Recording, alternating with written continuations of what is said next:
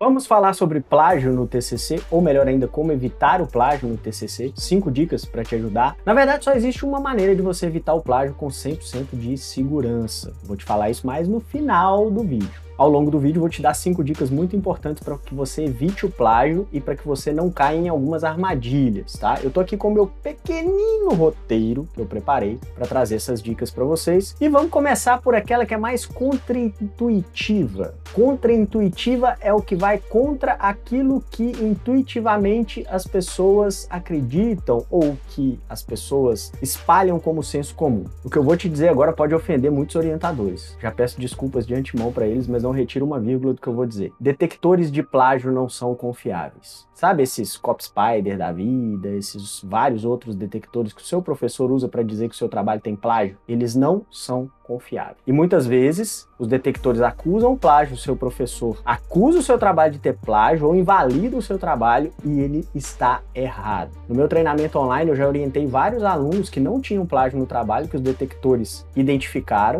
e nós argumentamos e a acusação de plágio foi retirada. Porque o que acontece é o seguinte, os detectores de plágio, eles estão baseados na premissa de similaridade. Então eles buscam similaridade, semelhança entre o seu conteúdo e outros conteúdos produzidos. O que acontece? Uma citação direta, que não é plágio, é exatamente uma cópia de um conteúdo de outro autor. Quando você copia um conteúdo, é óbvio que ele será semelhante ao original. Aliás, ele será igual ao original, o que não significa que é plágio se você usar corretamente a regra de citação. Portanto, a premissa desses detectores de plágio, ela é inválida e os próprios detectores não são confiáveis. Ou o seu orientador não sabe disso, pode ser, ou ele simplesmente está tentando achar um jeito aí de corrigir o seu trabalho de maneira mais fácil sem ter que ler, né? Aí ele vai lá, aplica o detector de plágio, identifica plágio e tá errado, faz de novo. Então, primeira dica é essa, detectores de plágio não são confiáveis, não acredite 100% neles. Segunda questão, e as inteligências artificiais? Professor Hamilton, agora eu não preciso me preocupar mais com plágio no meu TCC, afinal de contas, as inteligências artificiais escrevem sem plágio? A professora fulana, o professor ciclano, os professores enganam que estão aí na internet? Me disseram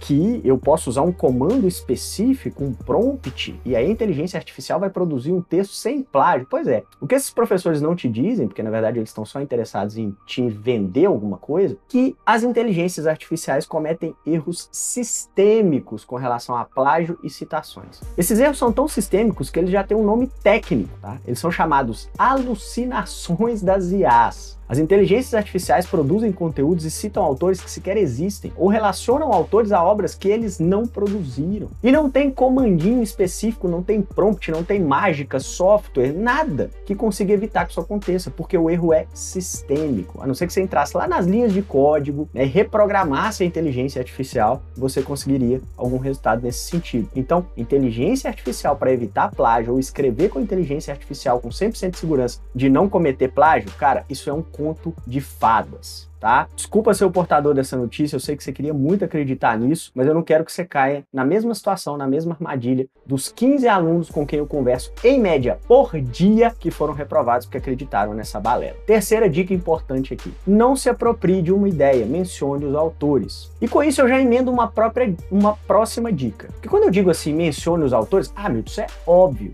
Mas muitas vezes as pessoas não se preocupam com isso porque não estão acostumadas com a escrita científica, onde você traz uma ideia e tem que dizer quem é o pai daquela ideia. E aí a outra dica que eu emendo é a seguinte, sempre que você selecionar um conteúdo, marcar ou copiar e colar em algum lugar para separar, para usar no seu trabalho, traga também o autor, sobrenome do autor, ano, página, traga esses dados, porque depois você fica com um monte de conteúdo aí que você quer usar sem saber exatamente de onde você tirou, quem era o autor, e isso toma muito tempo, isso atrapalha muito a produção do seu trabalho, tá bom? Mais uma questão importante. Escreva de acordo com o padrão de escrita científica. Isso elimina muito a chance de você cometer plágio. Hamilton, qual é o padrão de escrita científica? Vamos lá. Quando a gente produz um texto científico, a gente reproduz em sequência, repetindo 4 passos. Esses passos são fazer uma abertura. O que é uma abertura? Trazer uma ideia. Então pensa o seu parágrafo dentro dessa estrutura, tá? Constrói os seus parágrafos assim. Traz uma ideia, depois você traz o comentário de um autor, algum conteúdo que você pesquisou para embasar essa ideia. Então, abertura A, base B. Depois você comenta, faz conteúdo, tá? Sobre aquela ideia embasada por um autor. E depois você faz um desfecho. Então é A, B, C, D. Traga uma ideia original, traga um autor que embase essa ideia,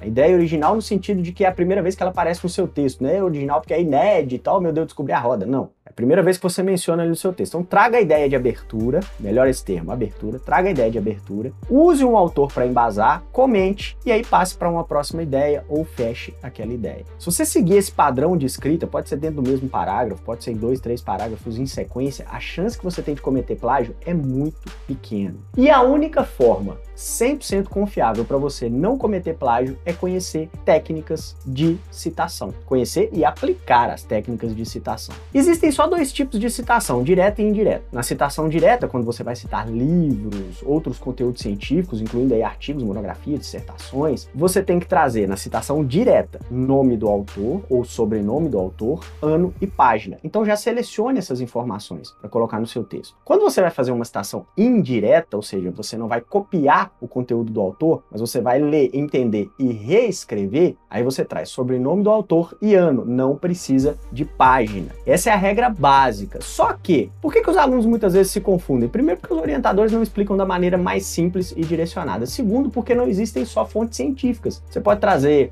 informações de livros técnicos, de documentos oficiais, da Bíblia, você pode trazer de vídeos, plataformas online, né? E aí as regras mudam um pouquinho. Mas não é que a regra de citação mudou. A citação continua do mesmo jeito, é que a fonte referencial é diferente. No meu treinamento online eu mostro todas as técnicas, todas as fontes referenciais e como é que você consegue aplicar isso dentro do texto. Obviamente eu não consigo fazer isso nesse vídeo, mas essas 5 dicas que eu te passei aqui já são muito úteis, principalmente para você fugir de algumas armadilhas, como IA que escreve texto sem plágio, que isso não existe, né? Detectores de plágio em que você vai confiar cegamente, e a questão de selecionar os autores, já trazer junto com as informações que você quer discutir no seu trabalho, já trazer os autores, sobrenomes, datas das obras, páginas, para que você possa trabalhar. Isso faz muita diferença, inclusive para reduzir o seu esforço, aumentar a sua velocidade de produção. Se o que eu disse nesse vídeo fez sentido para você, deixe seu like, comenta. Se você quer saber mais sobre citações, se você quer a minha ajuda nas suas citações, dá uma olhadinha na descrição do vídeo, no primeiro comentário fixado, porque